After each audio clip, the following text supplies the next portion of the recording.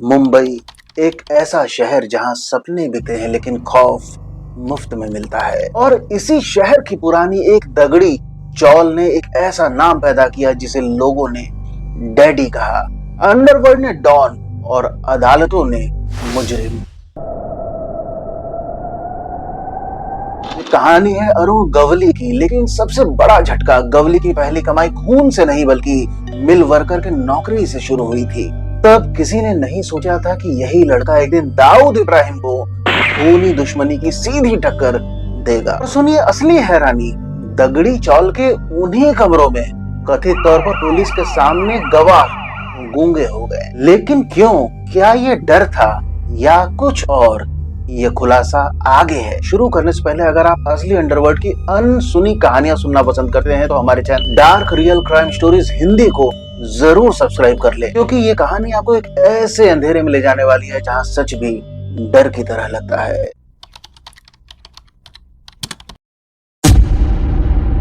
1955 अहमदनगर महाराष्ट्र गरीब परिवार में जन्मा एक लड़का अरुण गुलाब गवली मुंबई आया। मेहनत की, सिंप्लेक्स मिल, गोदरेज, क्रॉम्पटन ग्रीव्स, तीन नौकरियां। लेकिन 1970 और 80 के दशक में मिल बंद होना, स्ट्राइक्स और आर्थिक गिरावट, इसने हजारों लोगों को बेरोजगार कर दिया। और उसी दौर में अरुण गवली भी अपराध की ओर खींच गया। सबसे पहले जुए, सट्टे, पेटी क्राइम्स की दुनिया में कदम। फिर असली मोड़ 1970 के दशक के अंत में राम नाईक, बाबू रेशिम और कई मराठी गैंगस्टर ने बनाया था द बाईकुला कंपनी।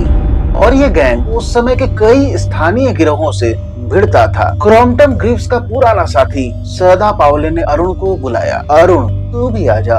और बस बाईकुला कंपनी में जन्म होता है एक नए शूटर का। लेकिन असली खेल तब शुरू होता है जब दाऊद इब्राहिम ने अपने बड़े भाई साबिर कासकर के कातिलों को ढूंढने का काम सीधे तौर पर इसी बाईकुला कंपनी को सौंप दिया। जी हाँ, पहली बार अरुण गवली डी कंपनी के लिए काम करता है। होता कुछ यूं है कि 1981 में दाऊद इब्राहिम का भाई साबिर इब्राहिम कासकर मारा जाता है। तब दाऊद इब्राहिम ने भरोसा किया था बाईकुला कंपनी के राम नाईक और उनकी गैंग पर, और उसी टीम का हिस्सा था अरुण गवली। 1984 में पठान गैंग के वारिस समद खान का सफाया। यही ऑपरेशन गवली की क्रिमिनल दुनिया में एक बड़ी एंट्री माना जाता है, जिसने उसे दाऊद की नजर में ऊंचा कद दे दिया। लेकिन 4 साल बाद वही दाऊद गवली को खतरा मानने लग गया, क्योंकि अरुण गवली के मेंटर राम नाईक की मौत पुलिस इनकाउंटर में नहीं बल्कि डी कंपनी के इशारे पर बताई जाती है। और ये सच सुनते ही गवली ने कसम खाई थी कि अब जंग होगी। 1988 में मुंबई की सबसे क्रूर गैंग वॉर में से एक शुरू हुई, क्योंकि राम नाईक के कथित तौर पर इनकाउंटर ने आग लगा दी। बाईकुला कंपनी अब खुलकर डी कंपनी के खिलाफ। 1989 अग्रीपाड़ा जंक्शन दोपहर 2 बजे और दोनों गैंग आमने सामने। गोलियों की बौछार, सड़कें सुनसान। पुलिस पहुंचती है तो सिर्फ खून के धब्बे मिलते हैं। लाशें दोनों पक्ष उठा ले गए। बाईकुला, अग्रीपाड़ा, 7 रास्ता, परेल, दिन दहाड़े फायरिंग और रातें खामोशी से भरी। एक तरफ दुबई का डॉन दाऊद इब्राहिम तो दूसरी तरफ मुंबई के दगड़ी चौल का लोकल किंग अरुण गवली। लेकिन ध्यान दीजिए कि ये लड़ाई बंदूकों से कम और लोकल वर्सेस ग्लोबल डॉन के बीच ज्यादा थी। दाऊद दुबई से धमकाता था, लेकिन गवली लोगों के दिलों से राज करता था। कहते हैं कि दगड़ी चौल में जो रहता था वो कभी बोलता नहीं था। 130 से ज्यादा केस, लेकिन पुलिस के सामने गवाह 0। गवली की पकड़ इतनी मजबूत थी कि पुलिस के जाते ही पूरी दगड़ी चौल एक ढाल की तरह से खड़ी हो जाती थी। कुछ लोग बताते हैं कि 1990 के आसपास एक विधवा का घर जलाने वालों को गवली ने खुद सजा दी थी। उस औरत के बेटे को नौकरी दिलवाई। पुलिस वालों के बीच भी ये बात चलती थी कि दगड़ी चौल में हमारी वर्दी कमजोर पड़ जाती है, क्योंकि यहाँ पर सिर्फ गवली का कानून चलता है। गवली के दरबार में लोगों के झगड़े सुलझते हैं, पैसा बढ़ता, मदद मिलती। यही वजह थी कि लोग उसे डॉन नहीं डैडी कहते थे। जिस आदमी को दगड़ी चौल ने डैडी कहा, कोर्ट ने उसी इंसान को कातिल। लेकिन असली ट्विस्ट ये था कि जनता ने उसी को एमएलए बनाकर विधानसभा भेज दिया। और जब गवली राजनीति चढ़ा तो उसका सबसे बड़ा दुश्मन वो गैंगस्टर नहीं बल्कि उसका खुद का भांजा बनता है। गवली ने बनाई अखिल भारतीय सेना 2004, चिंचपोकली से जीतकर एमएलए बनता है। कई स्थानीय और मराठी लोग उसे रॉबिन हुड मानते थे। डी कंपनी जैसे बाहरी लोगों के खिलाफ वो स्थानीय प्रतिरोध का चेहरा था और इन्हीं सब ने शायद उसकी राजनीतिक दुश्मनियां बढ़ा दी थी। गवली का भांजा सचिन अहिर एनसीपी ज्वाइन करता है और गवली के ही खिलाफ चुनाव में खड़ा होता है। हालांकि ये फसाद खुली लड़ाई में नहीं बदली, लेकिन स्थानीय राजनीति में दोनों के बीच तनाव बना रहा। चिंचपोकली सीट पर प्रभाव की लड़ाई, परिवार के अंदर ही राजनीतिक विभाजन। लेकिन असली तूफान तब आता है जब 2007 में एक नाम सामने आया, शिवसेना कॉर्पोरेटर कमलाकर जमसंदेकर। 21 मार्च 2007 शिवसेना कॉर्पोरेटर कमलाकर जमसंदेकर अपनी कार में बैठे थे, तभी गोलियों की बौछार, तकरीबन 50 गोलियां सीधे कार में। कमलाकर की मौके पर ही मौत।